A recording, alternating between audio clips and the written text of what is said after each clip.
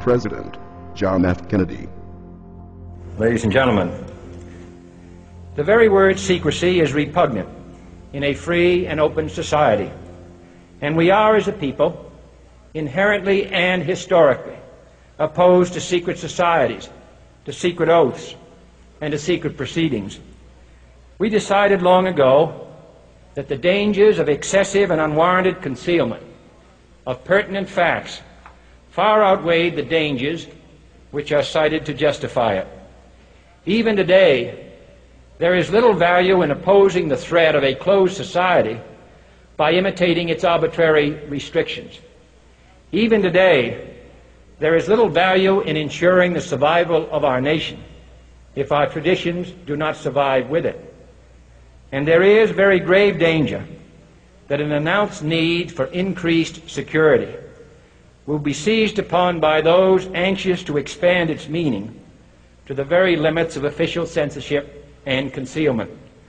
That I do not intend to permit to the extent that it's in my control. And no official of my administration, whether his rank is high or low, civilian or military, should interpret my words here tonight as an excuse to censor the news, to stifle dissent, to cover up our mistakes, or to withhold from the press and the public the facts they deserve to know. For we are opposed around the world by a monolithic and ruthless conspiracy that relies primarily on covert means for expanding its sphere of influence, on infiltration instead of invasion, on subversion instead of elections, on intimidation instead of free choice, on guerrillas by night instead of armies by day. It is a system which has conscripted vast human and material resources into the building of a tightly knit, highly efficient machine that combines military, diplomatic, intelligence, economic, scientific, and political operations. Its preparations are concealed, not published. Its mistakes are buried, not headlined.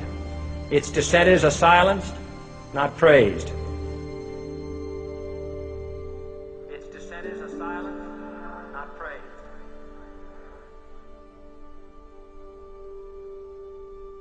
Its dissenters are silenced, not praised.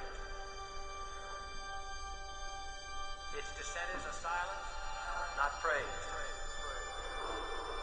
Its dissenters are silenced, not praised. Its dissenters are silenced, not praised. No expenditure is questioned, no rumor is printed, no secret is revealed. No president should fear public scrutiny of his program, for from that scrutiny comes understanding, and from that understanding comes support or opposition, and both are necessary. I am not asking your newspapers to support an administration, but I am asking your help in the tremendous task of informing and alerting the American people. For I have complete confidence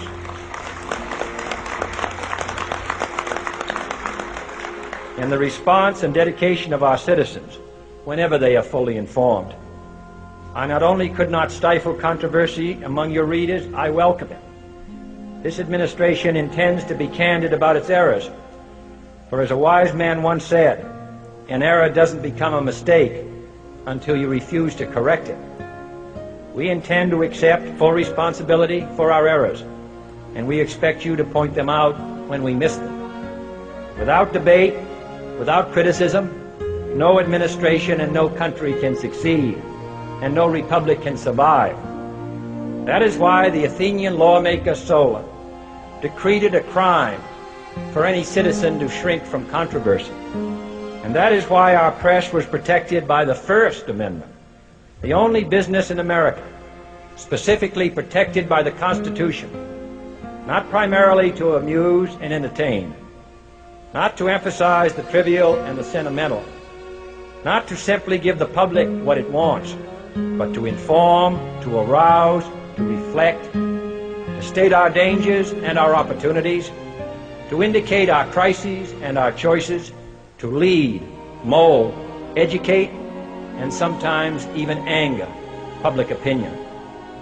This means greater coverage and analysis of international news, for it is no longer far away and foreign, but close at hand and local. It means greater attention to improved understanding of the news, as well as improved transmission. And it means, finally, that government at all levels must meet its obligation to provide you with the fullest possible information outside the narrowest limits of national security. And so it is to the printing press, to the recorder of man's deeds, the keeper of his conscience, the courier of his news, that we look for strength and assistance, confident that with your help, man will be what he was born to be, free and independent.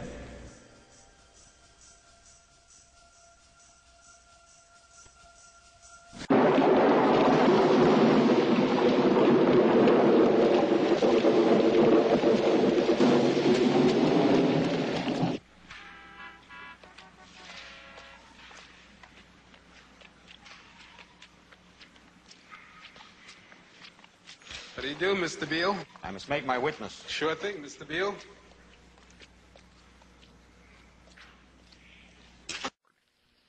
I don't have to tell you things are bad. Everybody knows things are bad. It's a depression. Everybody's out of work or scared of losing their job. The dollar buys a nickel's worth. Banks are going bust. Shopkeepers keep a gun under the counter. Punks are running wild in the street, and there's nobody anywhere who seems to know what to do, and there's no end to it. We know the air is unfit to breathe and our food is unfit to eat. We sit watching our TVs while some local newscaster tells us that today we had 15 homicides and 63 violent crimes, as if that's the way it's supposed to be. We know things are bad, worse than bad. They're crazy. It's like everything everywhere is going crazy, so we don't go out anymore. We sit in the house, and slowly the world we're living in is getting smaller, and all we say is, please, at least leave us alone in our living rooms. Let me have my toaster and my TV and my steel-belted radios, and I won't say anything. Just leave us alone. Well, I'm not going to leave you alone. I want you to get mad. I don't want you to protest. I don't want you to riot. I don't want you to write to your congressman because I wouldn't know what to tell you to write. I don't know what to do about the depression and the inflation and the crime in the street. All I know is that first, you've got to get mad. And why is that woe to us? Because you people and 62 million other Americans are listening to me right now. Because less than 3% of you people read books.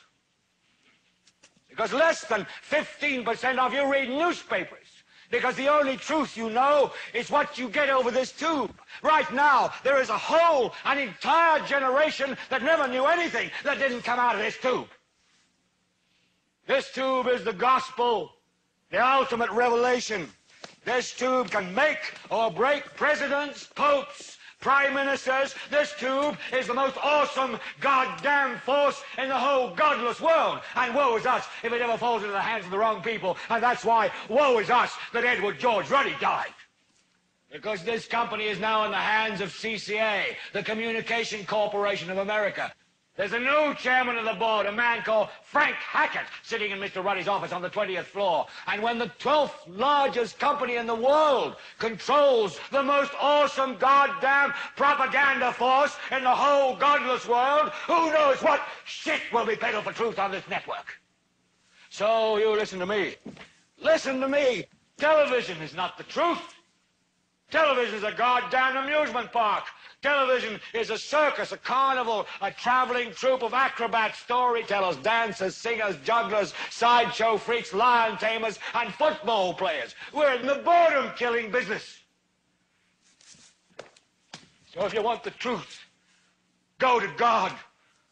Go to your gurus. Go to yourselves, because that's the only place you're ever going to find any real truth. But man, you're never going to get any truth from us. We'll tell you anything you want to hear. We lie like hell. We'll tell you that Kojak always gets the killer and that nobody ever gets cancer in Archie Bunker's house. And no matter how much trouble the hero is in, don't worry, just look at your watch. At the end of the hour, he's going to win. We'll tell you any shit you want to hear. I want you to get up now. I want all of you to get up out of your chairs. I want you to get up right now and go to the window, open it, and stick your head out and yell, "I'm as mad as hell, and I'm not going to take this anymore!" I'm mad as hell! How am I going to take this anymore? I'm mad as hell! I'm not going to take it anymore! I'm mad as hell! I'm not going to take it anymore! I'm mad as hell! I'm not going to take it anymore! I'm mad as hell! I'm not going to take it anymore! I'm mad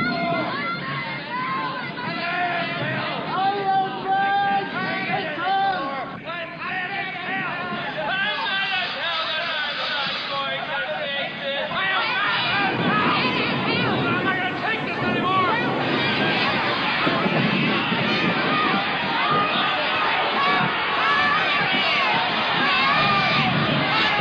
You've got to say, "I'm a human being. God damn it! My life has value." I'm mad as hell! I'm not going to take it anymore! I'm mad as hell! I'm not going to take it anymore! I'm mad as hell! I'm not going to take it anymore! I'm mad as hell! I'm not going to take this anymore!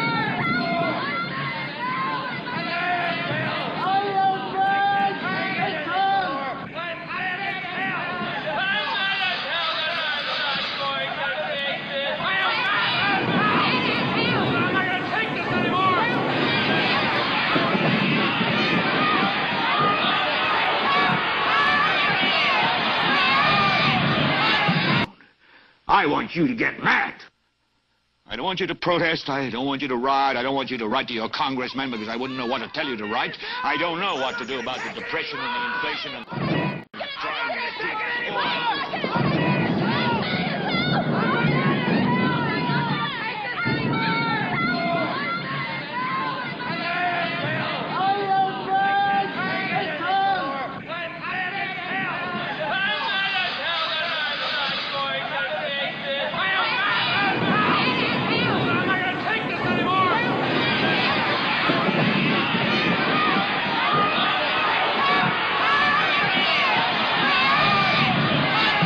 You've got to say, "I'm a human being. God damn it! My life has value." I'm not the Council on Foreign Relations. I don't know if I'm an official member. I've spoken there